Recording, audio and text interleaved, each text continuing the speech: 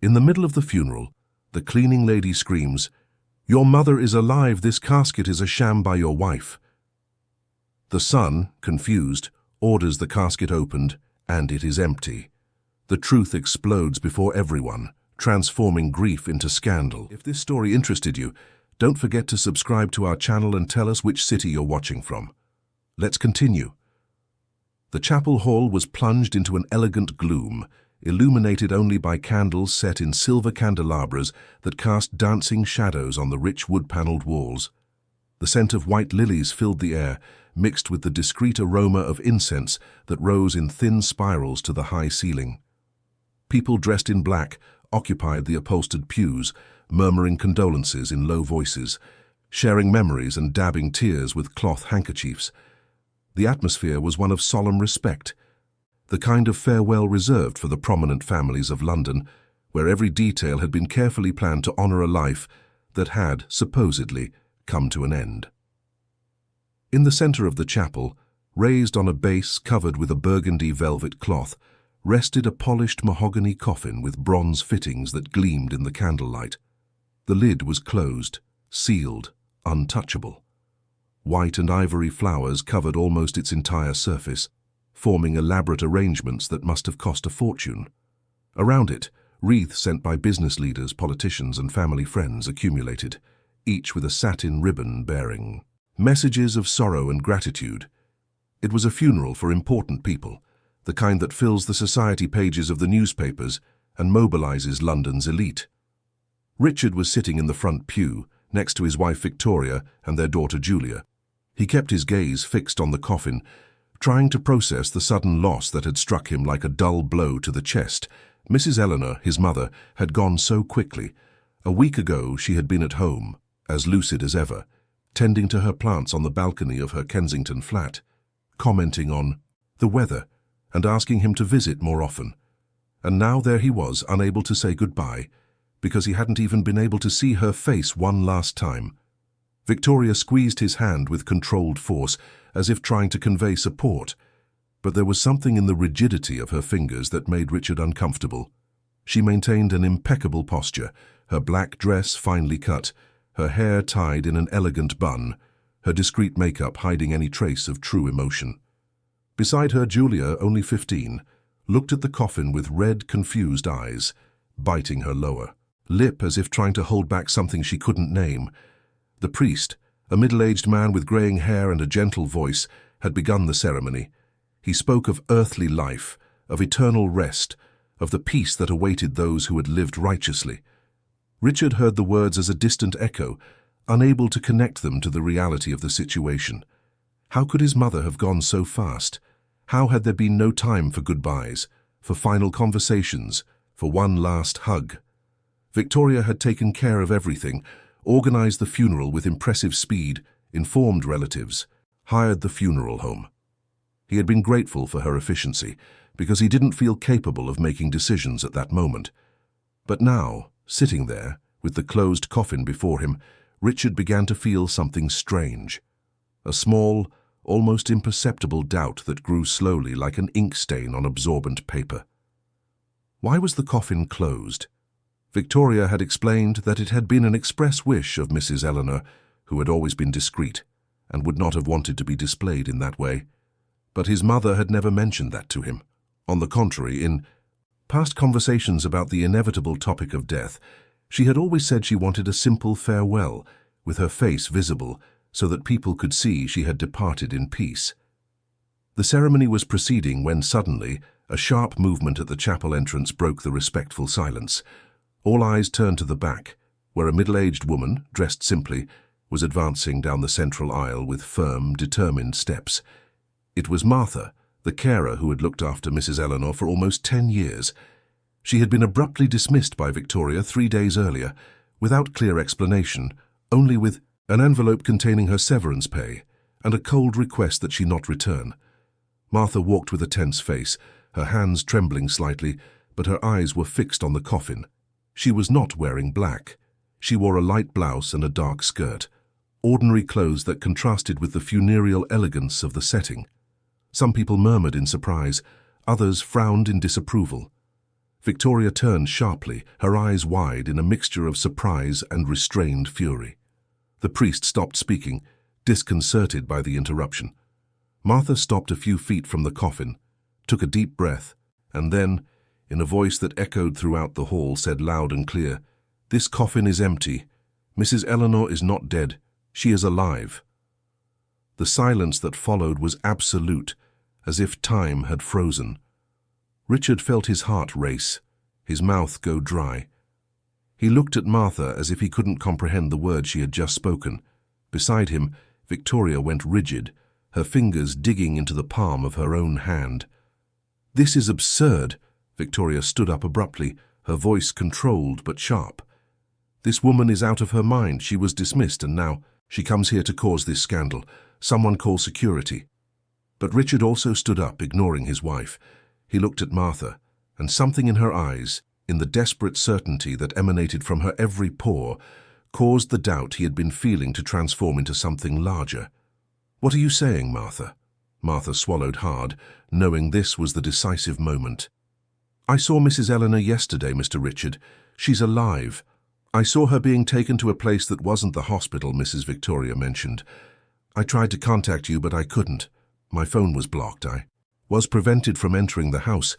I had to be here today because I know this is all a lie." The murmuring among the guests erupted. People stood up, looking from Martha to Richard, from Richard to Victoria. The priest took a few steps back, completely lost as to how to proceed. Julia also stood up, her eyes fixed on her mother, searching for answers no one was giving. Victoria tried to regain control. "She's lying. You're not going to believe a resentful employee who was fired for cause. My mother-in-law passed away at the hospital. There are medical reports. There are documents. This is an absurd slander." "Then show us the body," Richard said, and his own voice surprised him. The firmness with which he spoke, the tone that brooked no refusal. "If my mother is in this coffin, if all this is a lie as you claim, then there's no problem opening the coffin now here in front of everyone." Victoria turned pale. "Richard, don't be ridiculous. We can't desecrate your mother's memory because of a baseless accusation." But Richard was already walking towards the coffin. He felt a strange strength take hold of him, as if all the signs he had ignored, all the vague answers, all the obstacles Victoria had placed between him and his mother in recent months, suddenly made sense. He turned to the funeral director, who was watching the scene from the side of the chapel. "Open the coffin." The man hesitated, looking from Richard to Victoria, clearly uncomfortable. "Sir, I can't do that without formal authorization from the family. I am the son. I authorize it. Open it now." "Richard," Victoria approached, trying to grab his arm. "Please, you're in shock. You don't know what you're doing. Let's get out of here. Talk calmly." But Richard shook her off with a sharp movement. For the first time in years he saw his wife clearly, without the filters of habit and automatic trust. And what he saw frightened him. Her eyes showed no pain, no surprise, not even indignation. They showed panic. "Open the coffin," he repeated, now looking directly at Victoria. "If you have nothing to hide, there's no problem." The funeral director, pressured by the stares of dozens of people and Richard's insistence, finally relented. He gestured to two assistants who approached with the proper tools to unlock the decorative latches. The process was slow and awkward, each second heightening the tension in the room. Some people stepped back, others moved closer, forming a semicircle around the coffin. Julia covered her mouth with her hands, her eyes fixed on the scene. Martha remained standing, firm though trembling inside. When the lid was finally lifted, the sound of the metal opening echoed through the chapel like a thunderclap. Richard took a step forward, his heart beating so hard he could feel the pulse in his temples. He looked inside the coffin, and there was nothing. Only the white satin lining, immaculate, untouched. No body, no trace, no presence. Just emptiness. The silence was replaced by gasps of shock. People screamed, others recoiled. Many took out their phones to take pictures or record. Richard stood paralyzed, unable to process what he was seeing. His legs gave way, and he had to lean on the edge of the coffin to keep from falling. "My God," someone whispered. "It's true. There's no one here." Victoria took a few steps back, her face now completely white. She looked around, searching for an exit, but she was surrounded by accusing glares. Julia approached her, her voice trembling. "Mother, what's happening? Where is Grandma?" Victoria didn't answer. She just shook her head as if refusing to accept that this was happening. Richard turned to her, his eyes red, his voice hoarse. "Where is my mother, Victoria?" She tried to speak, but no words came out. Martha, who had remained silent until that moment, took a step forward. "I can take you to her. I know where Mrs. Eleanor is." Richard looked at Martha, and for the first time in days, he felt something that wasn't just pain or confusion. He felt hope, a fragile, frightening but real hope. "Take me to her, now." Martha nodded. But before they could leave, Victoria finally found her voice, and what she said revealed the absolute desperation that had taken hold of her. "You don't understand. You don't understand anything. She was in the way. She was always in the way. Everything we built, everything we planned, she blocked. I had to do something." The silence returned, even heavier than before. Richard looked at his wife as if seeing her for the first time. And perhaps it really was the first time he saw who she truly was. "What did you do?" he asked, his voice low but charged with an emotion he couldn't define. Victoria didn't answer. She simply turned her back and tried to leave, but some of the guests blocked the exit. Someone had already called the police. The priest, completely lost, was murmuring prayers in a low voice, unsure how to react to the chaos. Richard turned to Martha. "Take me to my mother, please." Martha nodded, and together they began to leave the chapel. Julia followed them, ignoring her mother's weak protests. As they walked down the aisle, Richard felt as if he were waking from a long nightmare, only to step into an even darker one. Every step he took was a step towards truths he didn't know if he was ready to face. Martha led them to the car park, where they got into Richard's car. During the drive, she told him everything.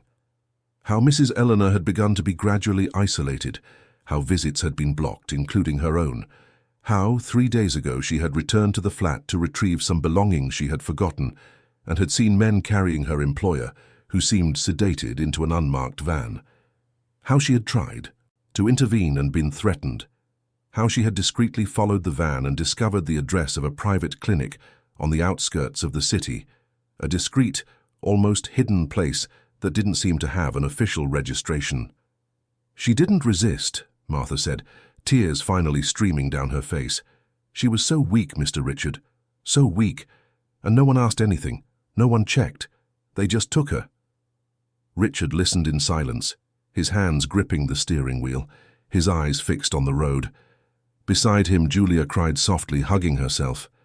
The image of her grandmother, always so strong and present, being treated that way, was something she couldn't process. When they finally arrived at the clinic, it was a low building with a simple appearance, surrounded by high walls and iron gates. There was no sign, just a number at the entrance. Richard got out of the car in a hurry, with Martha and Julia right behind him. The police had already been called and were on their way, but he couldn't wait. They entered through the reception, where a woman in a white coat tried to stop them. Richard paid her no mind. He strode down the corridor, opening doors, calling for his mother, until in a room at the back he found her. Mrs. Eleanor was lying in a simple hospital bed, connected to an IV, her face pale and thin, her eyes closed, but she was breathing. She was alive.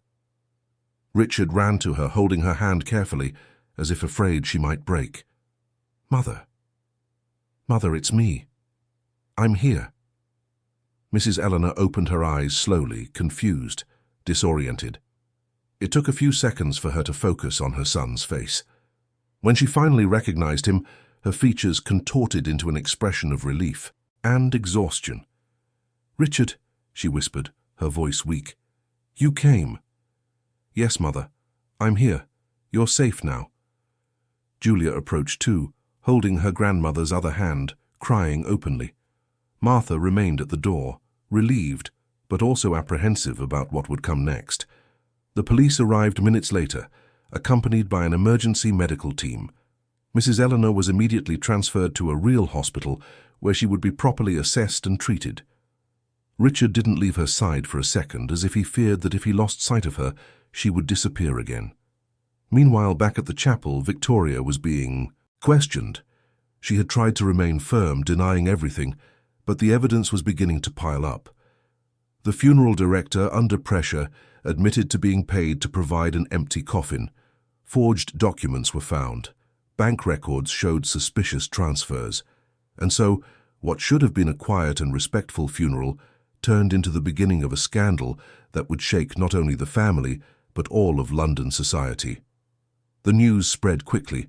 Journalists began to gather at hospitals, at police stations, at the chapel door. Cameras captured every movement, every statement, every new detail revealed. Richard, sitting beside, his mother in the hospital, held her hand while she slept, finally safe. He looked at her face, at the wrinkles that marked a long and intense life, and felt a mixture of anger, guilt, and gratitude. Anger for not having realized what was happening, guilt for having blindly trusted Victoria, gratitude for Martha, who had risked everything to save the woman who had taken her in so many years ago. Julia was sitting on the other side of the bed, also in silence, trying to process everything that had happened in the last few hours. She thought about her mother, the person she thought she knew, and wondered how everything could have come to this, how someone could do something so cruel, so calculated to a member of their own family. Outside the room, Martha was talking to the police officers, reporting everything she knew, everything she had seen. She was tired, emotionally exhausted, but she also felt a strange sense of a duty fulfilled. She had done the right thing, even knowing it could cost her everything. As night fell over London, the city lights beginning to switch on in an urban constellation that stretched as far as the eye could see. A story that should have ended at a funeral was just beginning, and no one, not Richard, not Julia, not Martha, not even Mrs. Eleanor, could imagine where that truth would lead them, what secrets were yet to be revealed, and how much more pain and transformation were to come. The empty coffin in the chapel would remain a symbol of lies that had almost triumphed, a symbol of a silent villainy that hid behind impeccable appearances, but also a symbol of courage, of a carer who refused to accept injustice, and of a son who, however late, chose to believe in the truth no matter how painful it was. And as Mrs. Eleanor rested, finally at peace and safe, protected by those who truly cared for her, the real battle was just beginning. The next morning arrived with a blinding clarity that flooded the hospital room where Mrs. Eleanor remained. Richard had spent the entire night there, sitting in an uncomfortable armchair beside the bed, watching his mother's every breath, as if he feared she might disappear again. His eyes were red with fatigue, but he couldn't sleep. Every time he closed his eyes, he saw the empty coffin, heard Victoria's words, felt the cold shock of realizing he had been deceived for so long. Mrs. Eleanor woke slowly, blinking against the morning light. She looked around, confused for a moment, until her eyes met her son's. A faint smile appeared on her dry lips. "You're still here," she said, her voice hoarse but comforted. Richard stood up immediately, moving closer to the bed. "I'm here, Mother, and I'm not leaving. I'll never let anything like this happen again." She held out her hand and he took it gently. Her fingers were cold, thin, but the pressure she exerted was real, alive. "I knew you would come," she whispered. "I tried to leave clues. I tried to warn you, but she was clever. Very clever. Don't talk now, Mother. Rest. The doctors said you need to recover." But Mrs. Eleanor shook her head slightly. "I need to tell you. I need you to know. She planned everything. For months, maybe years. I realized too late." Richard felt a lump in his throat. "We'll talk about it when you're better. For now you're safe, that's all that matters." Outside the room, Julia was talking to Martha in the hallway. The girl was different. Something had changed in her since the revelation at the funeral. She looked at Martha with a mixture of gratitude and curiosity, as if seeing someone for the first time, someone who had always been there but had never been truly noticed. "You knew all along, didn't you?" Julia asked, her voice low. "You knew my mother was lying." Martha sighed, leaning against the cold corridor wall. "I suspected. Your grandmother had been telling me things for a while. Little things. How she felt watched. How her calls were monitored. How her letters disappeared. But I had no proof. And when I tried to talk to your father, your mother always showed up, always had an explanation. I felt helpless. Julia bit her lip, her eyes welling up. I should have noticed. I live in the same house. How did I not notice?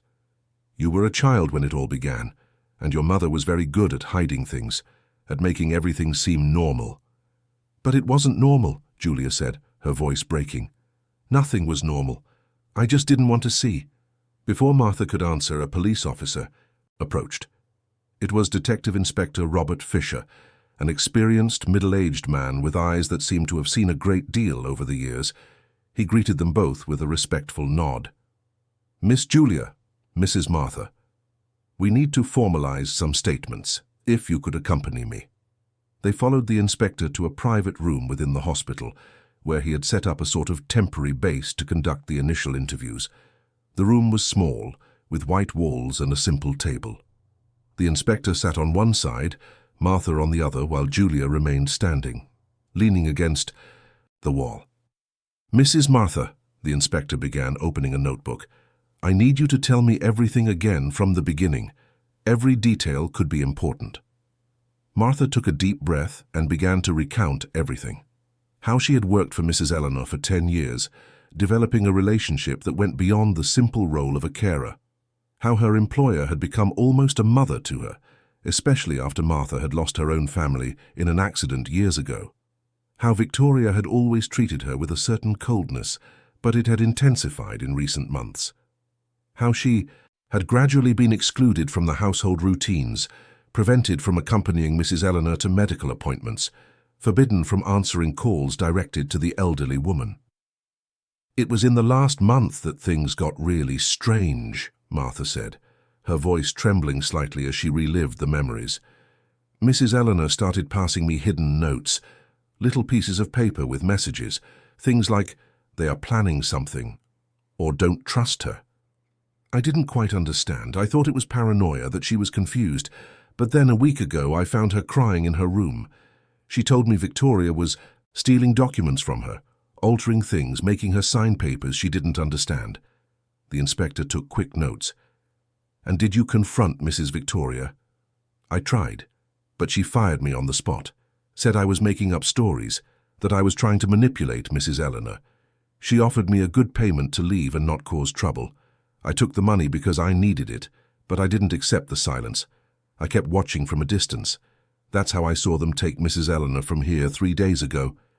Julia, who had been listening in silence, approached the table. Is it true that my mother altered my grandmother's documents? The inspector looked at the girl with a certain pity. We're investigating that. But there are indications. Yes, several irregularities have been found. Unauthorized bank transfers, forged powers of attorney, alterations to wills, all very well done, very professional. Your mother had outside help. Julia felt her legs weaken and had to sit down.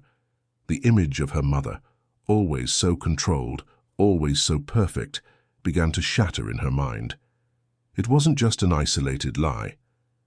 It was a complex web, woven over years, with patience and coldness.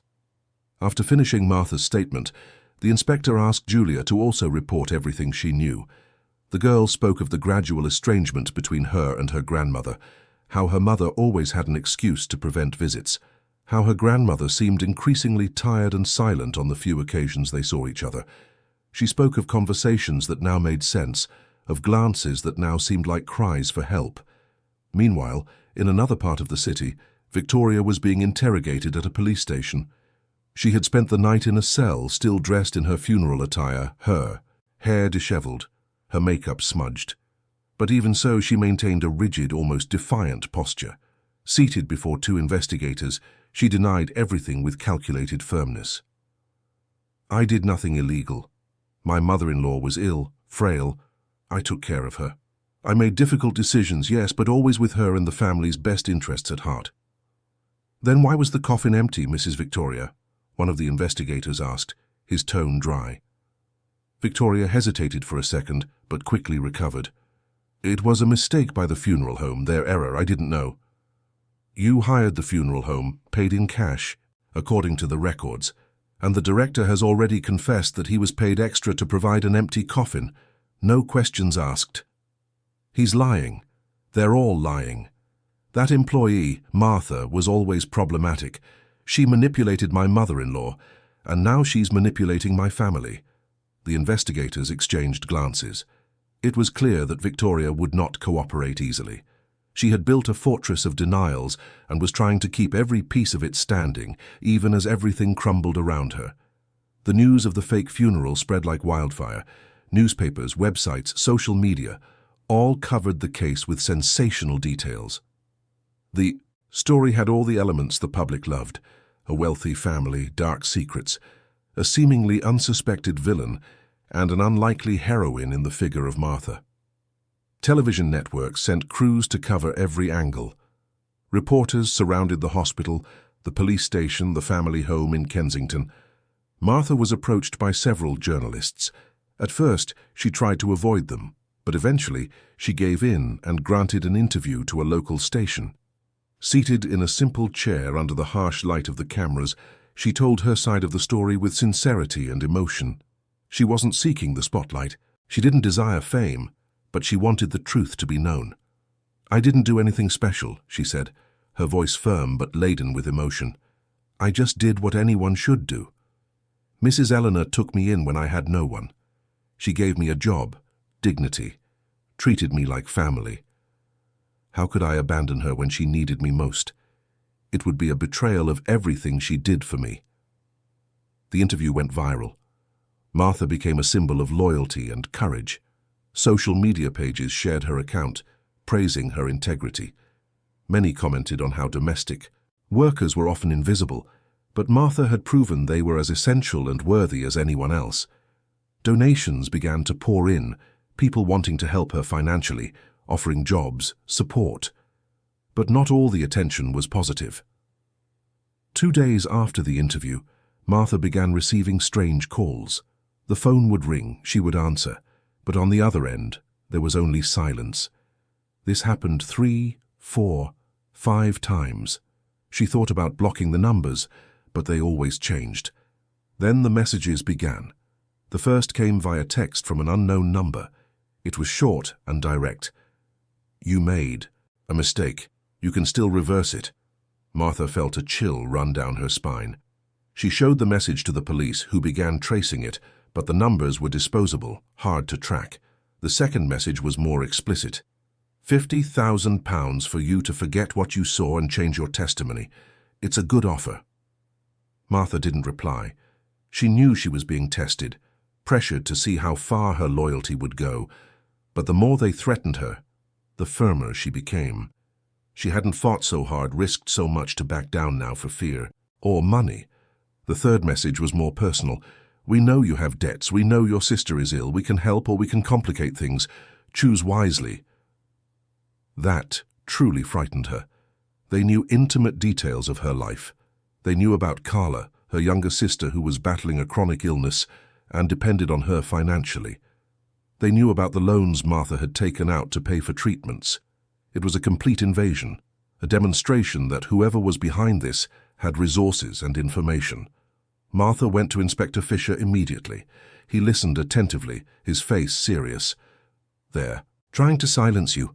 Probably people hired by Mrs. Victoria or someone close to her. This only confirms there are more people involved than we thought." "What should I do?" "Ignore it. Don't respond. Continue your routine, but be careful. We'll increase your protection. And if anything more serious happens, let us know immediately." Martha left the police station feeling more vulnerable than ever. She looked over her shoulder, was suspicious of strangers, felt the weight of being at the center of a battle that grew larger every day. But she also felt something else, an unshakable determination. No matter how much they tried to scare or buy her, she would not back down. And then, in a bold move that surprised even the police, Martha decided to make the bribery attempt public. She contacted the same station that had interviewed her before and told them everything. She showed the messages, explained the threats. revealed that they were trying to silence her with money and intimidation. They want me to lie, to back down, to say I was mistaken, but I wasn't. Mrs. Eleanor was being held prisoner, drugged, hidden, and I will not pretend that didn't happen, no matter how much they offer me or how much they threaten me. The reaction was immediate and intense. The story gained national dimensions. Television programs debated the case, experts analyzed the legal implications, and the pressure on the authorities to resolve the case quickly increased exponentially. Martha became not just a witness, but an icon. Her refusal to accept the bribe was seen as an act of moral resistance in a world where so many bowed to money and power. Meanwhile, at the house in Kensington, the atmosphere was one of absolute tension. Richard had returned to pick up documents and clothes, but avoided Victoria at all costs.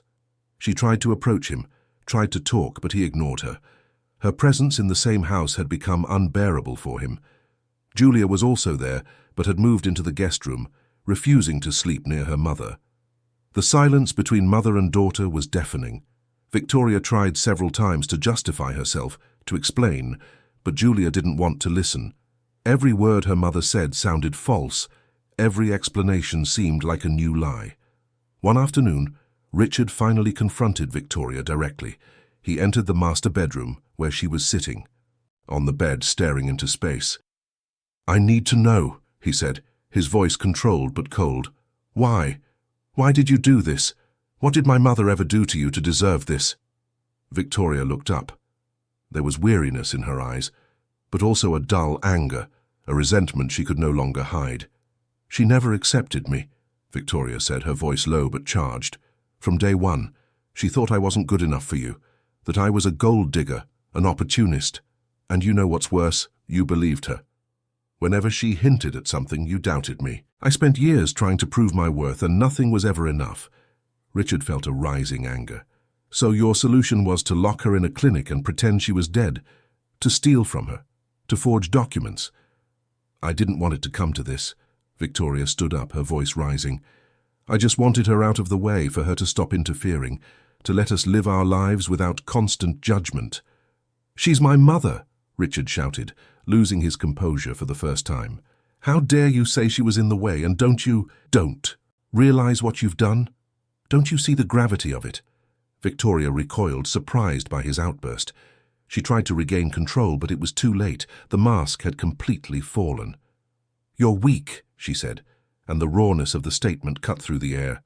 "You always have been, always dependent on her, always needing her approval.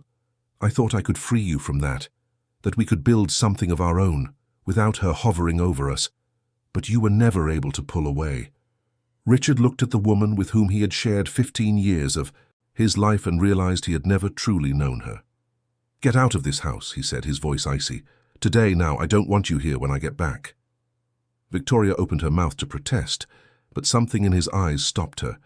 She quickly gathered a few things and left, slamming the door. Richard was left alone in the room, feeling as if an immense weight had been lifted from his shoulders, but at the same time, as if a part of him had been torn away. Julia appeared at the door shortly after. She had heard everything. "Dad, are you okay?" Richard nodded but couldn't speak. Julia came over and hugged him, something they hadn't done in years. And there, in each other's arms, father and daughter cried together, mourning not only what had been revealed, but also everything they had lost over the years of blindness and omission. That night Richard returned to the hospital. Mrs. Eleanor was awake, more alert than in the previous days. She looked at her son and immediately knew something had changed. "You sent her away," she said, not as a question but as a statement. Richard nodded. "I should have done it a long time ago." Mrs. Eleanor held his hand. "Don't blame yourself. She was very good at hiding who she really was. It even took me a while to see it. Mother, there's something I need to know. You said you left clues, that you tried to warn me. Where are these clues?" Mrs. Eleanor smiled faintly. "In places only you would know to look. In the house. Among my things. I hid papers, recordings, copies of documents. I thought if something happened to me, you would eventually find them." Richard felt a new determination grow within him. "I'll find everything, Mother. I'll uncover the extent of what she did, and I'll make sure she pays for it." And so, as the night deepened over London, as the city continued its frenetic pace, indifferent to the personal dramas unfolding in its corners, Richard knew the battle was far from over. The intimidation attempts against Martha, the confrontation with Victoria, the revelations that were yet to come, all of it was just the beginning. The full truth still needed to be unearthed, and he was determined to do it no matter the cost. The morning broke grey over London, with heavy clouds that threatened rain but couldn't decide to pour. Richard was back at the house in Kensington, this time with a clear purpose. He needed to find the clues his mother had hidden, the evidence she had mentioned, the fragments of truth that would help piece together the complete puzzle of the betrayal he had suffered. Martha was with him, as was Julia, who had insisted on helping. The house was silent, almost ghostly without Victoria's presence. It was as if her absence had also drained the life from the place, revealing how much that home had become just a facade, a performance of a happy family that had never truly existed. The three of them walked through the rooms carefully, as if afraid of waking some sleeping spirit. "Where do we start?" Julia asked, looking around the spacious living room, with its expensive designer furniture and carefully selected works of art. Richard thought for a moment. Her room. That's where she spent most of her time. If she hid something, it must be there. They went up the stairs in silence and entered Mrs. Eleanor's room. It was a cozy space decorated with antique furniture she had brought from the house where she had lived with her late husband. There were photos on the walls, many of Richard as a child, some of Julia as a baby, others of family moments that now seemed to belong to another life. The bed was made, as if waiting for its owner to return at any moment. Martha hesitated at the door. "I feel like I'm invading her privacy." Richard turned to her. "You're not invading. You're helping. My mother trusts you. She would want you to be here." They began to search methodically. Richard opened the drawers of the dresser, examining each folded piece of clothing, each scarf, each personal object. Julia checked the bookshelf, leafing through each book, looking for papers hidden between the pages. Martha examined the wardrobe, checking the pockets of hanging coats and dresses. It was Julia who found the first clue. Behind a framed photograph on the bedside table, there was a small envelope taped to the back. She carefully removed it and opened it. Inside was a sheet of paper with Mrs. Eleanor's trembling handwriting. It was a list of dates and amounts, bank transfers she hadn't authorized, documents that had disappeared from her personal files. "Dad, look at this." Julia showed the paper to Richard. He read it quickly, his face growing more and more tense. "These are transaction records, thousands of pounds transferred from my mother's account to accounts she didn't recognize. And there are dates here. This has been happening for over 2 years. Martha came closer.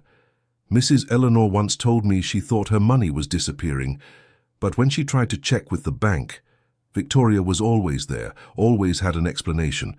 She said it was for investments, renovations, things like that." Richard felt the anger rise. Again. "She was stealing from my mother for years and I didn't notice. How could I have been so blind?" "You trusted her," Martha said softly. "There's no crime in trusting someone you love. But there is a crime in being negligent, in not paying attention, in choosing to believe the lies because it was easier than facing the truth."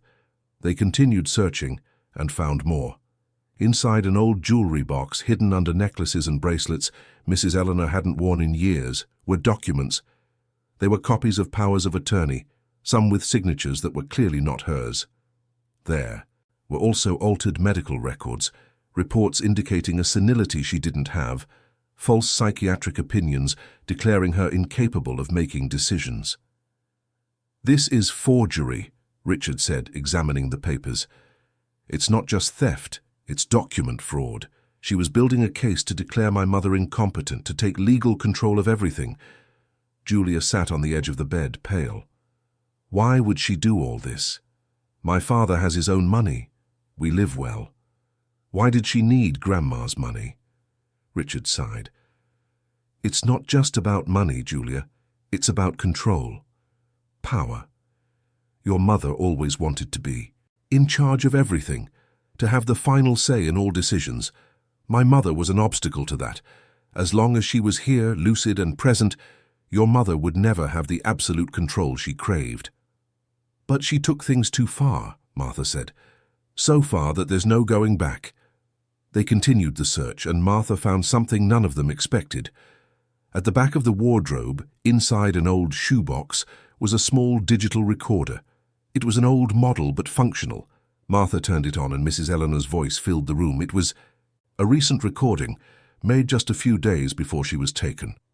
In the recording, Mrs. Eleanor explained everything she knew, everything she had discovered. She talked about how Victoria had begun to isolate her, how she had noticed documents being altered, how she had felt more and more like a prisoner in her own home. Her voice was firm, lucid, with no sign of the mental confusion the false reports tried to claim. "I'm recording this because I'm afraid," Mrs. Eleanor's voice said. "Afraid of what she is capable of doing. I've tried to talk to Richard, but she's always there, always interrupts. I've tried to go out alone, but I'm being watched. I feel like I'm losing control of my own life. If something happens to me, if I disappear, or if they say I've lost my mind, please listen to this recording. I am lucid. I know what is happening, and I need help." There was a pause in the recording, as if Mrs. Eleanor had hesitated before continuing. "Victoria is not who you think she is. She is calculating, cold, capable of anything to get what she wants. I've seen it in her eyes. I tried to warn Richard, but he wouldn't listen. He prefers to believe I'm getting paranoid, that I'm getting too old. But I'm not. I'm seeing clearly for the first time in years. And what I see scares me." The recording ended there. Richard had tears in his eyes. Julia was crying openly. Martha carefully turned off the recorder as if it were a sacred object. "She tried to warn us," Richard said, his voice broken. "And we didn't listen." Julia stood up abruptly. "I need to get out of here. I can't stay in this room listening to this." She ran, out, hurrying down the stairs. Richard made a move to follow her, but Martha held his arm. "Let her process it. She needs a moment."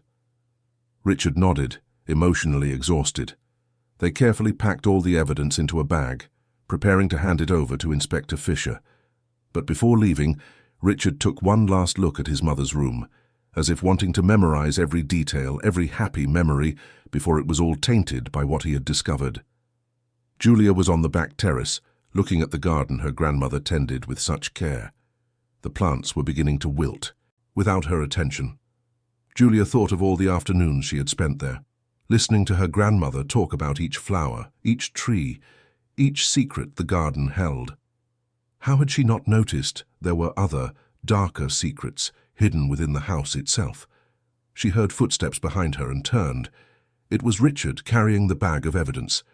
"We found everything," he said, "or at least everything she hid. We're taking it to the police now." Julia nodded, but didn't move. "Dad, I remember things now. Things that didn't make sense at the time, but now they do." Richard moved. "Closer. What things?" "Conversations I overheard between Mum and strangers, calls she would always make from the study with the door closed. Times she said Grandma was sleeping, but I'd go up and see she was locked in her room. There was one time I found Grandma crying in the bathroom. When I asked what was wrong, she said it was nothing, but now I know it was everything. She was asking for help, and I didn't understand. You were a child, Julia. You can't blame yourself. But I'm not a child anymore, and for how long did I pretend? Not to see? For how long did I choose to believe everything was fine because it was easier?" Richard put a hand on his daughter's shoulder. "We both did that. We both chose blindness. But now we're choosing the truth, and that's what matters." They went back inside the house and headed to the police station. Inspector Fisher received them immediately, examining each piece of evidence carefully. The recording, in particular, impressed him deeply. "This is gold," he said. "It's the victim herself attesting to her lucidity and reporting the situation. Combined with the forged documents and bank records, we have a solid case, very solid." "When will you arrest Victoria?" Richard asked. "We already have a warrant in progress, but we want to ensure we have all the necessary evidence before formalizing the charges. She has expensive lawyers, resources. She will try to defend herself in every way possible. We need to be flawless. Richard understood. He had learned that justice was not just about truth, but also about procedures, evidence, legal arguments. And he was willing to do everything right, no matter how long it took. Meanwhile, the story continued to gain national attention. News programs debated the case every night. Experts analyzed the legal, psychological, and social aspects of what was being revealed. The case of Richard's family had become a symbol of something larger: elder abuse, domestic manipulation, crimes that happened inside seemingly perfect homes. Elder protection organizations began to use the case as an example for awareness campaigns. Specialized police departments received a significant increase in reports from people who had finally found the courage to report similar situations. The fake funeral had become the trigger for a national discussion on how society treated its elderly, how the family could be a place of danger when protection mechanisms failed. Martha also found herself at the center of another movement. Domestic workers' groups approached her, wanting her to become a spokesperson for a larger cause. She hesitated at first, feeling unprepared for such a responsibility. But after talking with Mrs. Eleanor, who encouraged her to use her story to help others, she accepted. At a press conference organized by a labor rights association, Martha spoke openly about the invisibility of domestic workers, about how they were often the only witnesses to abuse within homes, but were ignored or threatened when they tried to intervene. "We see everything," she said, her voice firm before the cameras. "We are treated like furniture, as if we have no eyes or ears or conscience. But we do. And when we see something wrong, when we witness abuse, we have a moral duty to act. Even when it costs us our jobs, our safety, even our freedom. Because there are things more important than money or comfort. There is dignity. There is justice." Her words echoed across the country. Social movements embraced her message. Politicians began proposing stricter laws for the protection of the elderly and domestic workers. The case had ceased to be just about one family and had become about an entire society and its values. Back at the hospital, Mrs. Eleanor followed everything on the news. She was stronger, recovering quickly now that she was safe and receiving proper care. The doctors were impressed with her resilience. She had been through a terrible ordeal, but her mind remained sharp, her will intact. Julia visited her every day after school. The relationship between grandmother and granddaughter, which had been gradually destroyed by Victoria, was being rebuilt. They talked about everything, about the past, about the present, about the dreams Julia had for the future. Mrs. Eleanor listened attentively, offering advice when asked, simply being present when needed. During one of these visits, Julia asked something that had been bothering her for days. "Grandma, can you forgive my mother?" Mrs. Eleanor was silent for a long moment. "Forgiveness is a complicated word, dear. What your mother did was beyond anything I could imagine. She took my freedom, my dignity. She almost took my life. But anger and resentment would only hurt me more. So I choose to let it go, not for her but for me, so that I can live the rest of my days in peace." Julia absorbed the words, trying to find her own path through the confusion of emotions she felt towards her mother. "I don't know if I can forgive," she admitted. "Every time I think about what she did, I feel angry and sad and confused. How could someone I loved who raised me do something so horrible?" Mrs. Eleanor took her granddaughter's hand. "You don't need to have all the answers now. Forgiveness isn't something that happens in the blink of an eye. It's a process, sometimes long and painful. The important thing is that you don't let it consume you, that you find a way to move forward, to build your own life." As they were talking, Richard arrived with news. The police had finally gathered enough evidence. Victoria would be formally charged with kidnapping, fraud, forgery of documents, and attempted embezzlement. The trial would be lengthy, but the case against her was strong. Furthermore, the investigation had revealed that Victoria had not acted alone. She had hired lawyers specializing in guardianship and inheritance matters, people who helped create the false documents. She had hired the clinic where Mrs. Eleanor had been hidden, a place that operated on the fringes of the law, offering discreet services to families who wanted to get rid of inconvenient relatives. Everyone involved was being investigated. The network was wider than anyone had imagined. Inspector Fisher discovered that this specific clinic had been used in other similar cases. Other elderly people had been left there, sedated, forgotten, while their families liquidated their assets. It was an organized scheme, fueled by greed and a lack of oversight. The revelation shocked the country. Health authorities began inspections of similar clinics across the county. Several were shut down, and several people were arrested. Mrs. Eleanor's case had become the starting point for a necessary cleanup, a reform of systems that had failed to protect the most vulnerable. Richard, sitting beside his mother in the hospital, held her hand as they watched the news. He felt a strange mixture of sadness for what had happened and hope for what could change.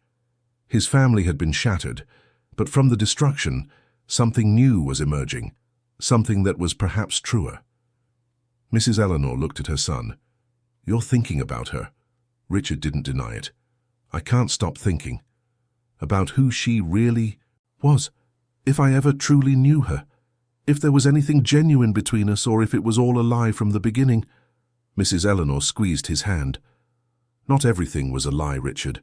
People are complex. She may have truly loved you in her own way, and still have done terrible things. Love and evil are not mutually exclusive." Richard reflected on this. It was a difficult truth to accept, but perhaps it was the only one that made sense. Victoria was not simply a one-dimensional villain. She was a person who had made choices that had cost everyone around her dearly.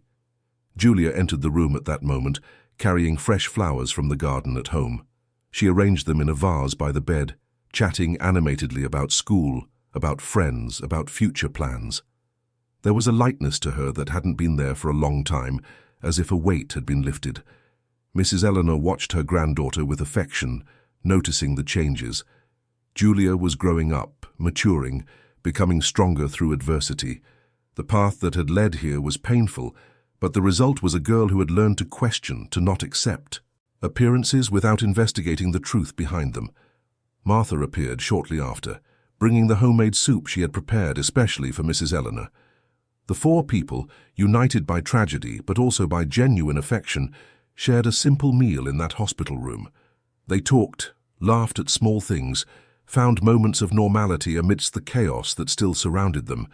And so, as the sun set over London, painting the sky in shades of orange and purple, they knew the journey was not yet over.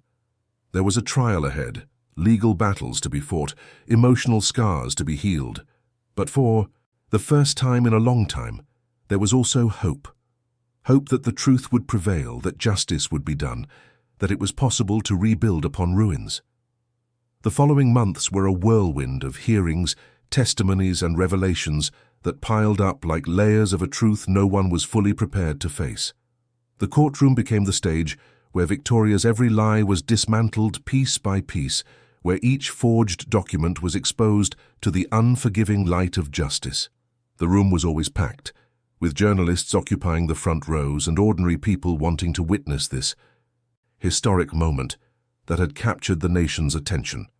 Victoria arrived at each hearing impeccably dressed, maintaining a posture of dignity that contrasted brutally with the crimes she was accused of. Her lawyers, an expensive and experienced team, tried every possible strategy. They claimed she had acted under stress, that she had been misinterpreted, that her intentions were to protect her mother-in-law, not to harm her. But the evidence was overwhelming. Richard was present at every session, always sitting in the same spot, watching the woman with whom he had shared 15 years of his life be gradually stripped of all the masks she had worn. Each testimony revealed a new layer of manipulation. Each document presented showed another piece of the meticulous plan she had executed with surgical coldness. It was painful, but also necessary, like watching a tumor being removed, knowing that the pain of the procedure was the path to healing. Martha also testified, telling her version of events with a sincerity that touched everyone in the room. She described how she had witnessed Mrs. Eleanor's progressive isolation, how she had tried to intervene and been silenced, how her loyalty to her employer had motivated her to keep investigating even after being dismissed. When the defense lawyer tried to discredit her, suggesting she had a financial interest in the case, Martha responded with a firmness that silenced the room. My interest is in justice. Mrs. Eleanor gave me dignity when I had nothing. No amount of money can pay for that, and if protecting her cost me everything I have, I would do it again without hesitation. Her words echoed through the courtroom, and many observers discreetly wiped away tears.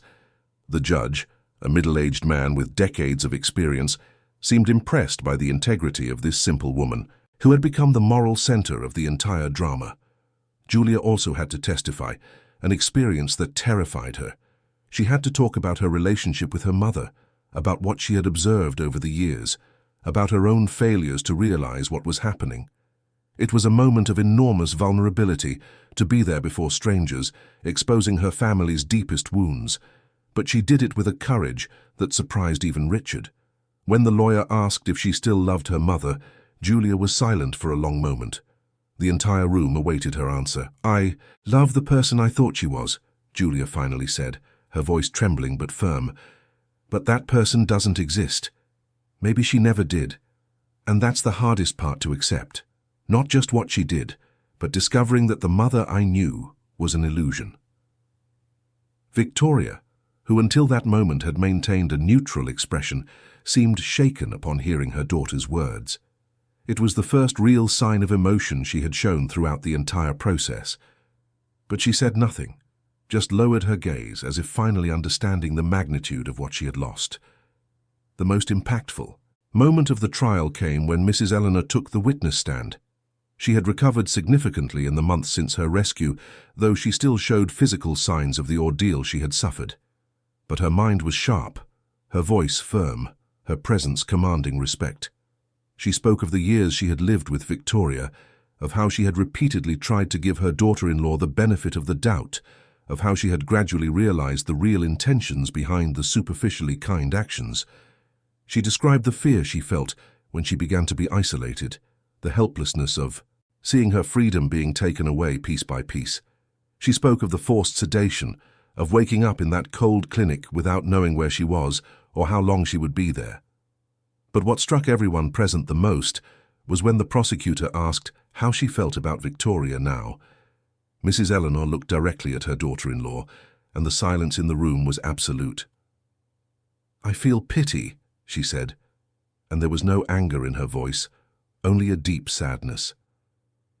Pity for someone so consumed by the need for control that she was capable of destroying her own family. She had everything, a family, security, love, but it wasn't enough. She wanted absolute dominion.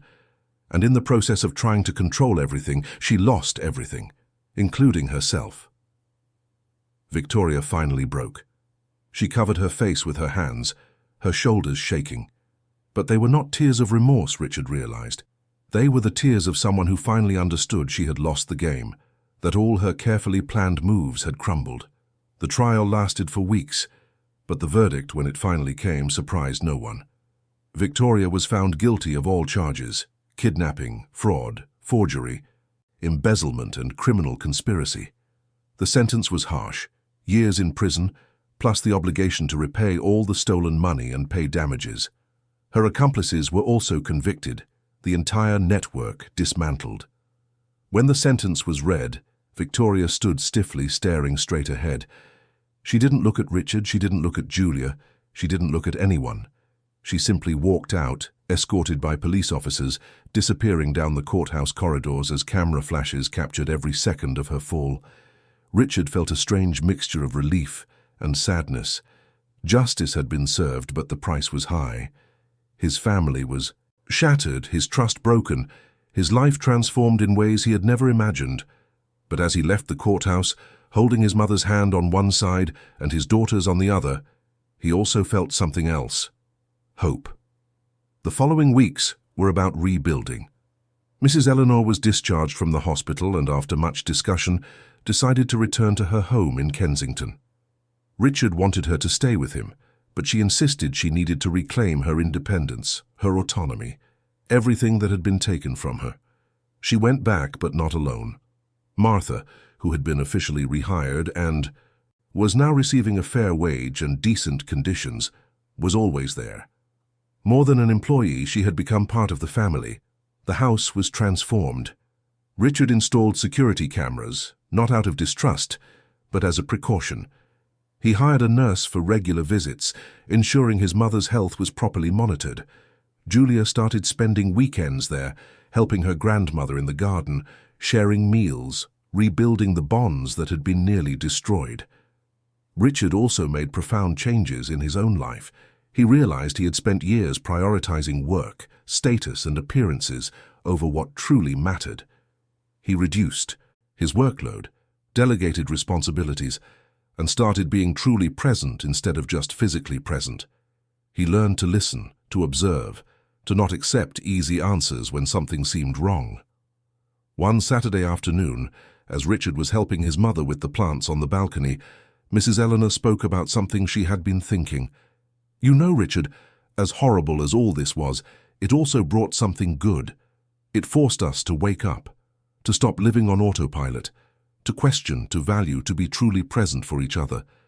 Richard nodded, watering a pot of geraniums. "I just wish it hadn't cost so much. All important lessons are expensive. That's how we know their value." Julia, who had been listening from the living room, came out to the balcony. She had visibly changed in recent months, more mature, more serious, but also stronger. She was in therapy, working to process everything that had happened, trying to find her way amidst the emotional rubble. "Grandma," she said, sitting beside her, "I was thinking about everything that happened, and I realized I want to do something with it. I want to study law, to work in elder protection, so that what happened to you doesn't happen to other people." Mrs. Eleanor smiled, her eyes shining. "That would make me very proud, dear. Very proud indeed." Richard looked at the two most important women in his life and felt a deep gratitude. They had survived. More than that, they were turning pain into purpose, trauma into motivation to help others. Martha appeared on the balcony with a tray of coffee and biscuits. She had become indispensable not only as a carer, but as a member of the family. Mrs. Eleanor had insisted that she eat with them, participate in conversations, be treated as an equal. And so she was. As they had coffee together, talking about trivialities and future plans, there was a sense of peace that hadn't existed for a long time. It wasn't the peace of ignorance, but the peace of those who have faced the worst and survived, of those who know the shadows but choose to seek the light anyway. The story of Mrs. Eleanor, Richard, Julia, and Martha continued to reverberate through society. Laws were proposed and passed, increasing legal protection for vulnerable elders. Clinics like the one where Mrs. Eleanor had been held were investigated, and many were shut down. Domestic workers gained more rights and protections. The case had become a catalyst for systemic change. Martha was invited to speak at conferences, in schools, at community organizations. She always accepted, sharing her story not for personal glory, but because she believed other people needed to hear it, that other domestic workers needed to know they had a voice and rights, that other families needed to understand the signs of abuse before it was too late. At one of these talks in a packed university hall, Martha spoke about what she had learned. Courage is not the absence of fear. Courage is being afraid and doing the right thing anyway. I was terrified when I walked into that chapel and exposed the sham. I was terrified when I refused the bribe. I was terrified every day, every moment. But doing the right thing is never about feeling comfortable. It's about values, about what you're not willing to compromise, no matter the cost. Her words inspired many. Young people in the audience decided to pursue careers in human rights, in social work, in fields that could make a real difference in the lives of vulnerable people. Domestic workers who heard her story found the courage to report abuses they witnessed. Families who recognized signs similar to those in Mrs. Eleanor's case intervened before it was too late. Months turned into a year. Mrs. Eleanor celebrated her birthday surrounded by true family and friends. The party was simple, held in the garden of her home, with flowers she had grown herself. Richard made an emotional toast, giving thanks for the second chance they had all been given. Julia presented a poem she had written about resilience and love. Martha prepared Mrs. Eleanor's favorite dish, an old family recipe she had learned over the years. During the party, Mrs. Eleanor looked around, seeing the people she loved, the people who had saved her, and the people she had helped to shape. She thought about everything that had happened, the dark journey that had almost ended in tragedy, but had resulted in transformation. Later that night, after the party ended and the guests had gone home, Mrs. Eleanor, Richard, Julia, and Martha sat on the balcony, watching the stars appear in the London sky. The city pulsed around them, millions of lives being lived, thousands of stories being written. "You know," Mrs. Eleanor said, breaking the contemplative silence, "what scares me most about all this wasn't what Victoria did. It was how easy it was for her to do it.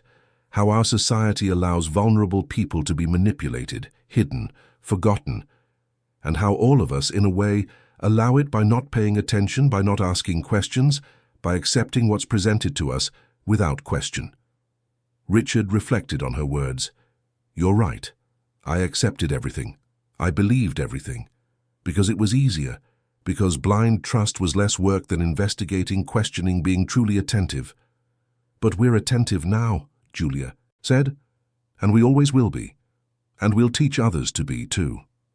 Martha added, "And we'll remember that everyone has value, everyone has a voice, everyone deserves to be heard. It doesn't matter if they're rich or poor, employers or employees, young or old. Dignity is not something you negotiate." They fell silent again, each lost in their own thoughts, but united by a shared understanding. They had been through fire and emerged transformed. The scars would remain, but so would the wisdom that came with them. In the following days, Richard made an important decision. He created a foundation in his mother's name, dedicated to protecting the elderly and supporting domestic workers. He allocated a significant portion of his resources to fund the project. Martha was invited to be the chief operating officer, using her experience to shape the programs and ensure they made a real difference. Julia, though still a student, became actively involved, using social media to amplify the message and engage young people in the cause. The foundation started small but grew quickly. They established hotlines for reporting abuse, offered free legal assistance for cases, and created education programs for families and caregivers. Every life they touched, every situation they helped resolve, was a victory against the kind of evil that had almost destroyed their own family. Victoria was serving her sentence in a state prison. Richard didn't visit her, but Julia went once, almost a year after the trial. It was a difficult conversation, full of uncomfortable silences and questions without satisfactory answers. Victoria tried to justify herself, but her words sounded empty. Julia left not with forgiveness, but with closure. She understood that her mother was human, flawed, capable of terrible choices, and that she, Julia, did not have to carry the weight of those choices. Mrs. Eleanor's garden flourished like never before. The plants that had wilted during her absence now grew lush, colorful, and vibrant. She spent hours there, tending to each one, talking to them like old friends. It was her form of meditation, of healing, of connecting with something larger than the trauma she had endured. On one particularly beautiful afternoon, with the sun filtering through the leaves of the trees, creating patterns of light and shadow on the ground, Mrs. Eleanor was in the garden when Martha joined her. "You know, Martha," Mrs. Eleanor said, pulling weeds from around a rose bush, "I've spent a lot of time thinking about evil, about how good people can do bad things, about how evil isn't always obvious and loud. Sometimes it's quiet, calculated, hidden behind smiles and good manners." Martha nodded, helping with the weeds. "It's frightening to think about. But I've also thought about good. About how you, a person who had no legal obligation to me, risked everything. About how my son, though blind for so long, finally opened his eyes. About how my granddaughter found strength where she didn't know it existed. Good is also quiet sometimes, but it's more powerful, because it's based on something real, something lasting." They worked together in silence for a while, two women from different generations and backgrounds, united by a shared experience of survival and transformation. As the sun began to set, painting the sky with shades of orange and pink, Richard and Julia arrived. They had dinner together on the balcony, a simple meal prepared by Martha. sharing stories from their day, laughing at small things, finding joy in the ordinary moments that were once taken for granted. And there on that balcony, in that house that had almost become a tomb but had been transformed into a sanctuary, they found something precious, the certainty that they had survived, not just physically, but emotionally and spiritually, that they had taken the worst life had thrown at them and built something better than what had been before. Their story was not about a perfect happy ending. It was about imperfect people facing impossible situations and choosing to do what was right, even when it was hard. It was about the importance of being present, of paying attention, of valuing those we love before it's too late. It was about recognizing that dignity and respect are not luxuries, but fundamental rights of every human being. And as night fell over London, as millions of lights switched on, forming an urban constellation that stretched to the horizon, those four people knew they had faced the darkness and emerged with a light of their own, a light they now shared with others, illuminating paths for those still walking in the shadows. The journey had been painful, but necessary. The fake funeral that almost destroyed a family ended up being the start of a transformation that touched countless lives. And in the end, they understood that sometimes everything has to fall apart so we can rebuild something true, something strong, something worth preserving. End of story. Dear listeners, we hope the story of Mrs. Eleanor, Richard, Julia, and Martha has touched your heart deeply. If you were moved by this journey of courage, loyalty, and transformation, please leave a like on this video, subscribe to the channel, and hit the notification bell so you don't miss any of our stories. Tell us in the comments which moment affected you the most, what you felt as you followed each revelation, each challenge faced by these very human and real characters. Every day we bring intense stories like this one, narratives that reveal the deepest side of the human soul, that make us reflect on our own lives, our values, our choices.